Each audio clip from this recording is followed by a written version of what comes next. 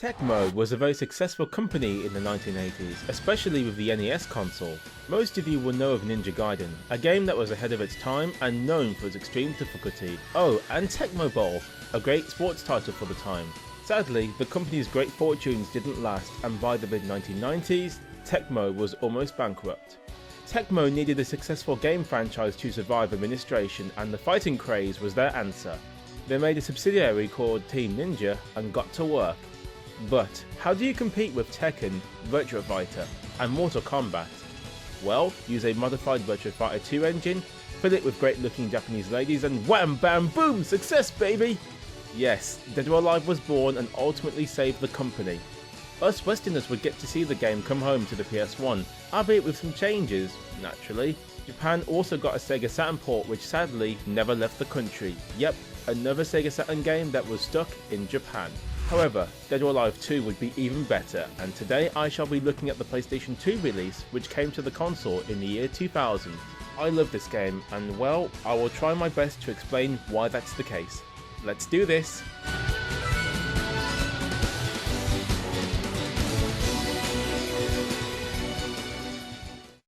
I guess the intro cutscene would be a good place to start. It's a random collection of character cutscenes and bits of gameplay spliced in.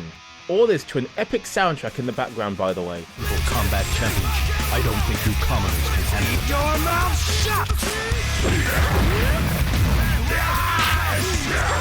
Great stuff. A good way to get someone pumped for action. Don't take me lightly, young man. I heard Project Epsilon was a failure. What do you know? What is Project Epsilon? It seems like When you get into the main menu, there's a lot to see. From your standard story or arcade mode, to tag team, survival, practice and versus modes. Dead or Alive 2 gives you plenty to work with. Also, this game allows you to use the 60Hz mode for 60 frames per second, which is what you're seeing right here. It's one of those power games that allow for higher frame rates than normal. Actually, the options are vast, with many ways to make your playing experience easier or just different.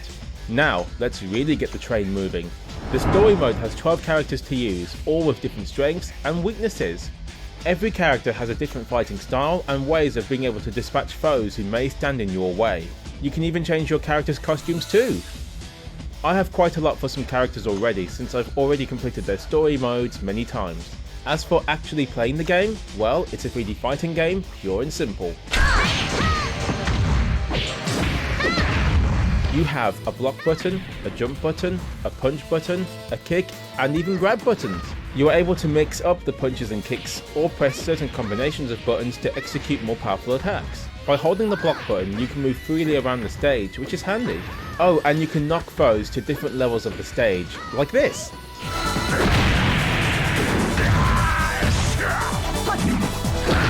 Or this. It causes extra damage, makes you go onto a new playing field, and is useful to do when possible. The grabs are easy, just hit the X button and a direction. I love these not just because it's easy to do, but the animations are just amazing to watch and flow so well.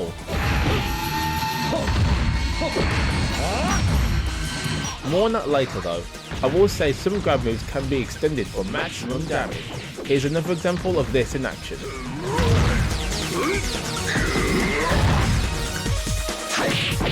The most important thing about the game though is the counter-attack. You see, by pressing square and back or back down at the right time, you can deflect someone's attack and dish out your own idea of punishment. Yeah, take that you sod! It's the most effective skill you possess, and if you time it just right, well, your foes will never touch you. However, don't spam it, it will just fail and you will end up writhing with pain as you sustain a good back kicking.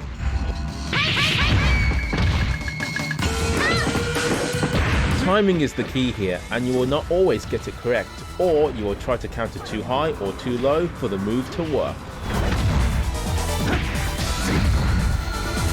The counter-attack is quite a unique feature in fighting games. Now this technique was also in the first game as well, but it's so easy to use here and so much fun when you see it work in your favour. Although do be aware, harder difficulties will kick your ass with this feature, so make sure you are careful with how you choose to attack your foes.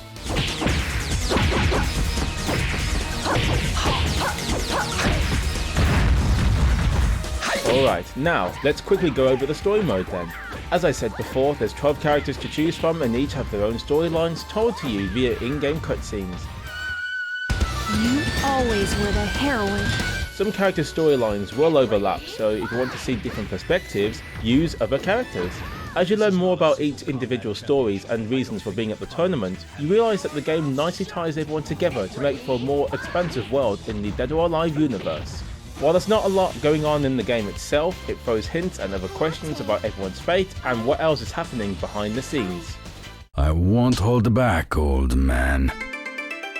Don't take me lightly, young man. In the story mode, you will always fight in 7 stages and eventually face Tengu. He will counter you as much as possible, use long range attacks, and sadly the screen will be heavily blurred, adding another handicap to overcome. This I never understood, but there you go.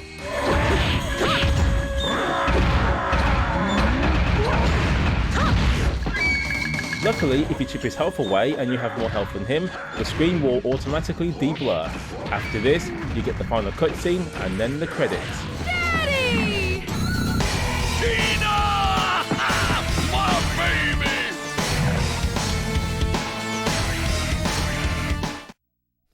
You may also get a new costume to wear for the character, which will keep you coming back for more. Tengu will also become playable, but just not in the story mode, which is a shame, but hey ho, could be worse, right? I used a lot of different characters in the story mode, and I found Kasumi, Helena, Jan Lee, and Bass Armstrong to be my favourites. Kasumi is quick and nimble.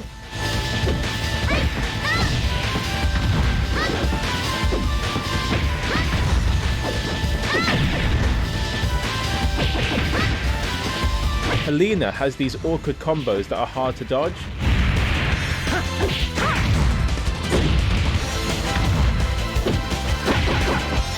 Jan Lee is powerful as hell, and I love this move.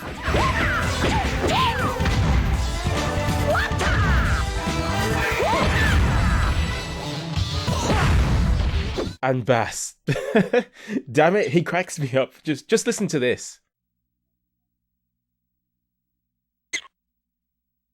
Hey, Tina. From today, you'll be my Tina. Did you say Tina? I won't give my Tina to anybody! Right, the last mode we really need to look into then is the tag team mode. You can pick from any 2 characters you like, and well, here's where the chaos begins. The fight starts as normal with a few twists. First, you can tag your partner in at any time and change characters on the fly. This allows the resting character to regenerate health back and keep them from being knocked out. If you can get a decent combo on your opponent and make them airborne, you can do a quick switch and keep the combo going. This is great for chipping down the last of someone's health or for air juggling, which if done right will cause massive damage.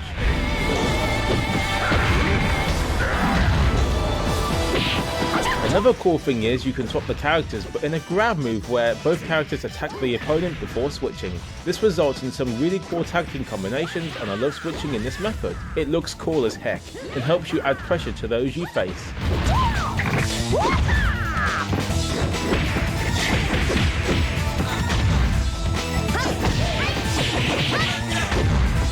This is a great mode, and I'm glad they made it as fun as it turned out to be.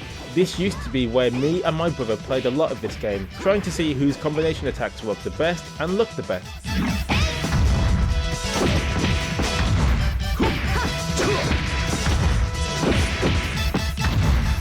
Now, let's address the graphics and sound.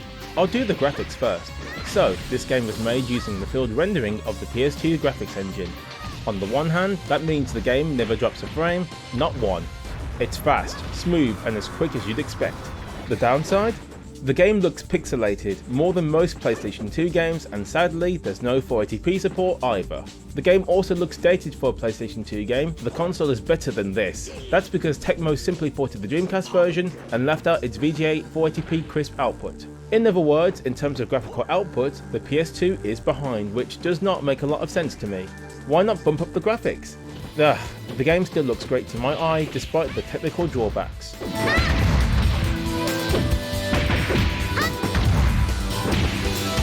Dead or Alive 2 makes up for this in many ways. The animations are top notch and some of the best in a 3D fighting game from this time period. It's a joy alone to watch the fights, let alone participate in them. This is all thanks to the motion captured animations, and I bet that took a lot of time to do, as it's well done here.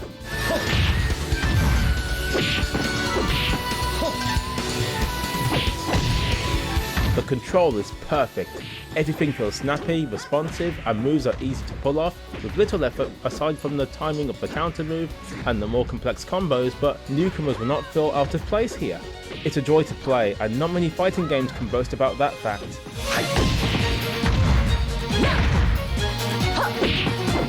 The sound is excellent across the board. The punching, kicking and other environmental sounds are high quality with good amount of force behind it all. Every sound enhances the fights and the injuries, which sound very painful indeed. It makes you feel sorry for these people having to suffer this level of punishment, but then again it's satisfying when you are dishing out the pain. Sorry, I know I sounded awful there, but it's true. The music is also well done. Every song helps establish the environment, the character's background and possible movesets from them. It's so well done actually, I might say this might be iPod worthy. Maybe play it in the car as well? You decide.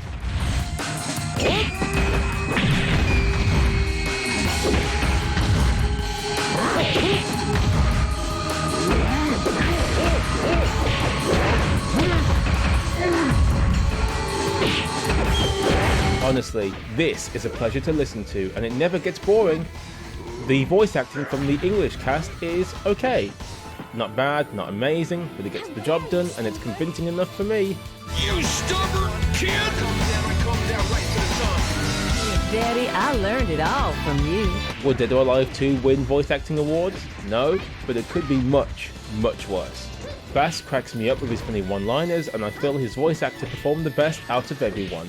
He clearly had more fun being a goof with Bass's personality.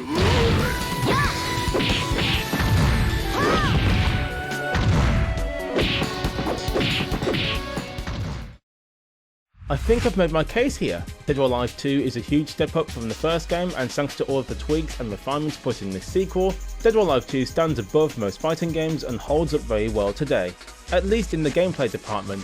Yes, the PlayStation 2 version suffers from lower graphical fidelity than even the Dreamcast port, but if we ignore that and look at the game for what it is, what we have here is one of the greatest fighting games ever.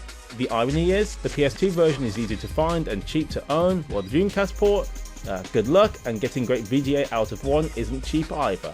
Well folks, that was Dead or Alive 2. Let me know what you think of the game, and until my next video, I will see you soon.